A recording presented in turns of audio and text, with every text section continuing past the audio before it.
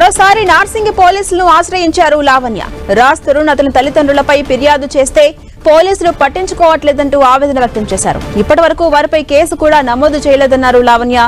పోలీసులు న్యాయం చేయకపోతే పోలీస్ స్టేషన్ ముందే ప్రాణాలు విడుస్తానని హెచ్చరించారు. తనకు ప్రాణహాని ఉందని చెప్పినా న్యాయం చేయట్లేదంటూ వాపోయారు లావణ్య.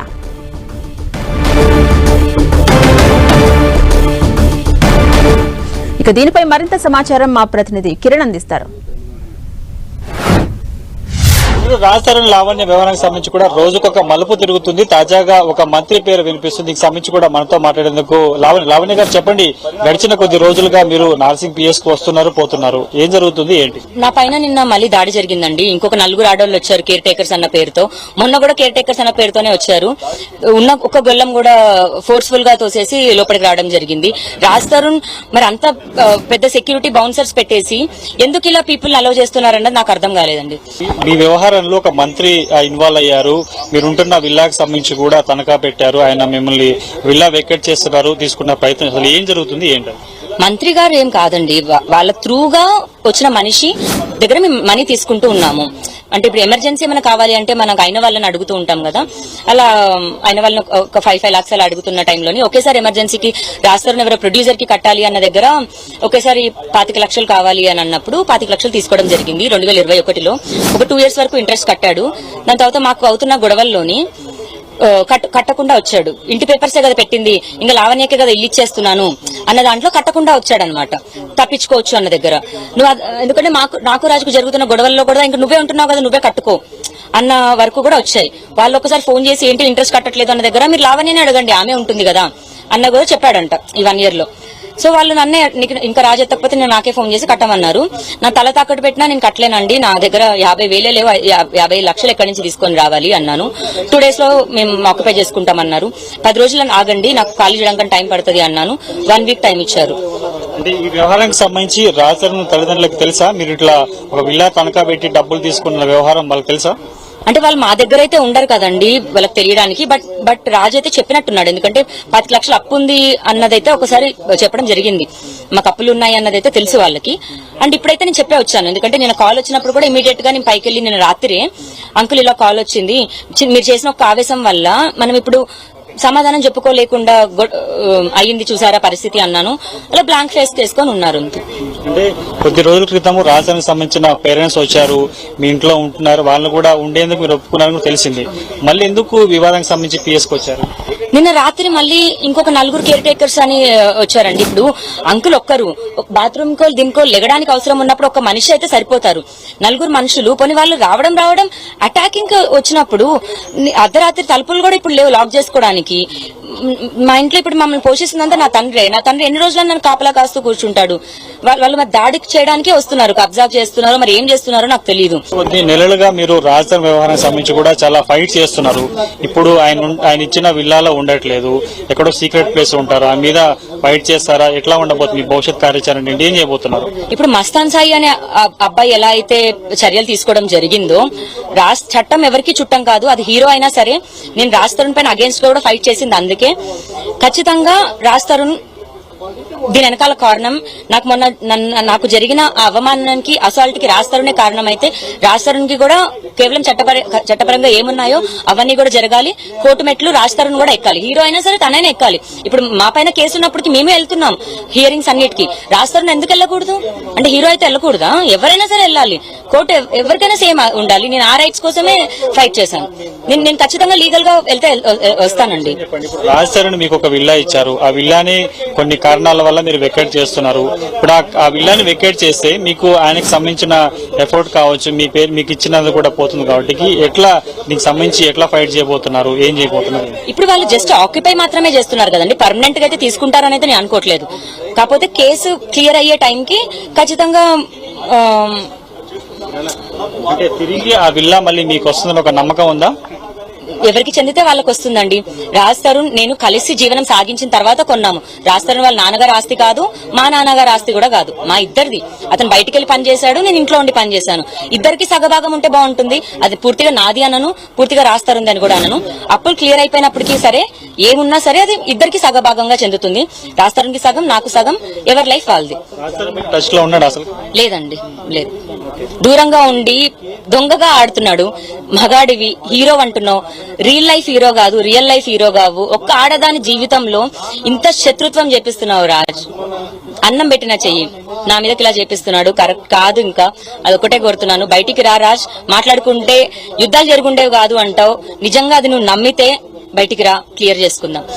అయితే గడిచిన కొద్ది రోజుల నుంచి కూడా తన ఇంటికి వద్దకి కొంతమంది వస్తున్నారు. నేను రాత్రి కూడా తన మీద దాడి చేసే ప్రయత్నం చేశారు. ఇక ఈ వ్యవహారంతో పోల్చుకుంటే కూడా గతంలో రాజధాని ఇప్పుడు ప్రస్తుతం లావణ్య ఉంటున్న విల్లాకి సంబంధించి కూడా తనఖా పెట్టి ఒక 50 లక్షలకు సంబంధించి కూడా ప్రస్తుత మంత్రి వద్ద తీసుకున్నట్టు తెలుస్తుంది. దీనికి సంబంధించి కూడా కొద్ది రోజులుగా కొంత వడ్డీ చెల్లించకపోవడంతో సదరు మంత్రి అనుచరుల నుంచి కూడా ఫోన్లు వస్తున్నాయి. ఆ విషయానికి సంబంధించి కూడా క్లారిటీ ఇచ్చారు లావణ్య. ప్రస్తుతానికి అయితే తాను విల్లాను వెకేట్ చేస్తున్నాను, ఖచ్చితంగా దీనికి సంబంధించి కూడా కోర్టులో న్యాయ పోరాటం చేసిన తర్వాత కూడా రాజధాని వ్యవహారానికి సంబంధించి కూడా ముందుకు వెళ్తానని చెప్పి ప్రస్తుతం కనిపిస్తుంది. అయితే ప్రస్తుతానికి ఇటు ఆమె ప్రస్తుతం ఉంటున్న విల్లాను వెకేట్ చేసి ఒక ప్రాంతంలో సేఫ్ జోన్ కు వెళ్తున్నట్టుగా ఆమె చెప్తున్నారు.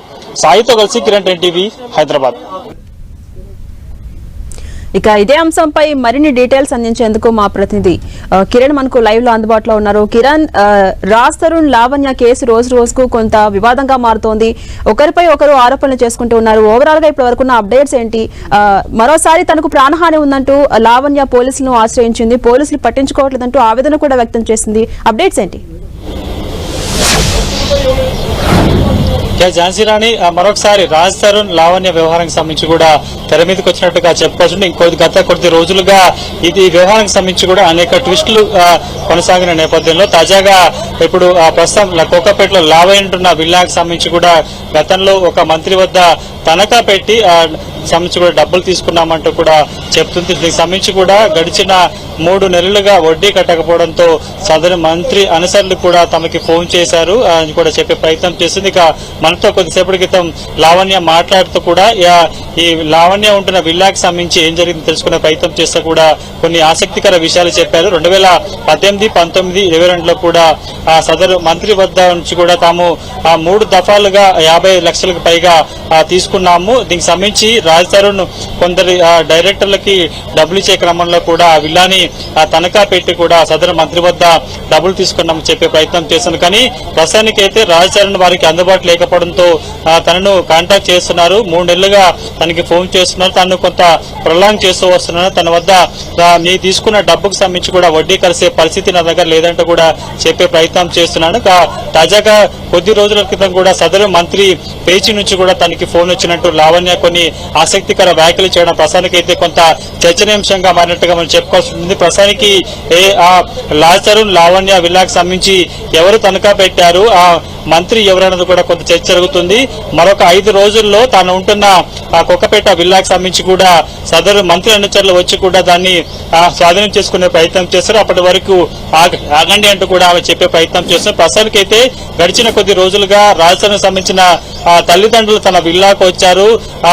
ఆ తర్వాత వారి వెంట వచ్చిన కేర్ టేకర్స్ తన మీద దాడి చేసే ప్రయత్నం చేశారని చెప్పారు. తాజాగా నిన్న రాత్రి కూడా 4 మహిళలు తన మీద దాడి చేసే ప్రయత్నం చేయడంతో మరొకసారి నార్సింగ్ పిఎస్లకి కంప్లైంట్ చేయడానికి తను వచ్చారంటూ కూడా చెప్పడం జరిగింది. ప్రస్తుతానికి అయితే ఇప్పుడు ఈ కేసుకు సంబంధించి కూడా ఆమె ఇచ్చిన ఫిర్యాదు మేరకు నార్సింగ్ పోలీసులు కూడా దర్యాప్తు చేస్తున్న నేపథ్యంలో ఇక ఈ వ్యవహారానికి సంబంధించి రాజ్ తరుణ్ లావణ్య విల్లాకు సంబంధించిన వ్యవహారంలో ఆ మంత్రి ఎవరున్నారు, ఆ మంత్రి వీరికి ఇంత పెద్ద మొత్తంలో అమౌంట్ ఇచ్చారు, ఏ విధంగా ఇచ్చారన్నది కూడా ప్రస్తుతానికి అయితే చర్చ జరుగుతున్న పరిస్థితి కనిపిస్తుంది. దీనికి సంబంధించి కూడా గతంలో ఎందుకంటే 3 దఫాలుగా సుమారుగా 55 లక్షలకు పైగా తాము సదరు మంత్రి వద్ద విల్లాకు సంబంధించిన పేపర్లు పెట్టి కూడా 3 దఫాలుగా 50 లక్షలు తీసుకున్నామంటూ కూడా లావణ్య చెప్తున్న నేపథ్యంలో రాజ్ తరుణ్ కి వారు టచ్ ఎవరైతే డబ్బులు తీసుకున్న సదరు వ్యక్తికి సంబంధించి కూడా మంత్రికి రాజ్ తరుణ్ కావచ్చు ఆయన సంబంధించిన కుటుంబ సభ్యులు ఎవరు టచ్ లో లేకపోవడంతో ఆ డీల్ సంబంధించి కావచ్చు తనఖా పెట్టే సమయంలో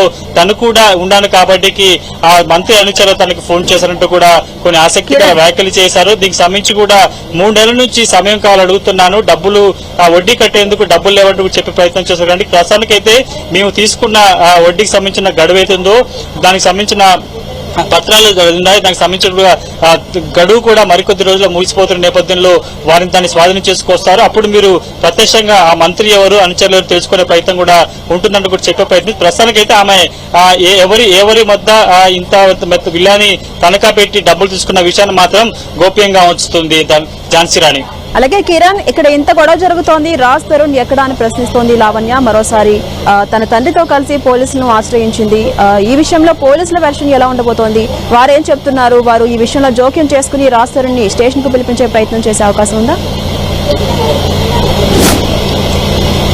ఖచ్చితంగా నటుడు రాజ్ తరుణ్ లావణ్య డ్రాయింగ్ స్టోరీకి సంబంధించి కూడా కొన్ని నెలలుగా ఈ వ్యవహారం కొనసాగుతుంది. పలు దఫాలుగా ఇదే నార్సింగ్ పిఎస్ కి లావణ్య వచ్చింది, తనకు న్యాయం చేయాలంటూ కూడా గతంలో అతడు సన్నిహిత సంబంధాలు కొంత రిలేషన్మెంట్ సంబంధించిన అన్ని చూపించింది. కాబట్టి తాజాగా ఇటు రాజ్ తరుణ్ తల్లిదండ్రులు తను ఉంటున్న విల్లాకు వచ్చి తన రాజ్ తరుణ్ సంబంధించిన తల్లిదండ్రులకు సంబంధించిన కేర్ టేకర్ చెప్పుకున్న వారు తన మీద దాడి చేసే ప్రయత్నం చేసినట్టు కూడా చెప్పడం. ప్రస్తుతానికైతే ఒకసారి డైల్ 100 లో కంప్లైంట్ చేయడం, ఆ తర్వాత నేరుగా పిఎస్ కు వచ్చింది. తాజాగా నిన్న రాత్రి కూడా మరొకసారి ఆ మహిళలు తన మీద దాడి చేసే ప్రయత్నం చేసినట్టు చెప్పిన నేపథ్యంలో ప్రస్తుతానికైతే ఆమె ఇచ్చిన ఫిర్యాదుల మేరకు ఆ ప్రస్తుతానికైతే పోలీసులు కేసు నమోదు చేసి దర్యాప్తు చేస్తున్న పరిస్థితి కనిపిస్తుంది. కాబట్టి ఈ ఎంటర్ నటుడు రాజ్ తరుణ్ లావణ్య విల్లా వ్యవహారానికి సంబంధించి కూడా వీరి వెనక ఎవరు తనఖా పెట్టారు, ఈ ఇద్దరికి డబ్బులు ఇచ్చిన మంత్రి ఎవరందు కూడా ప్రస్తుతానికైతే తెలంగాణ వ్యాప్తంగా చర్చ జరుగుతున్న పరిస్థితి.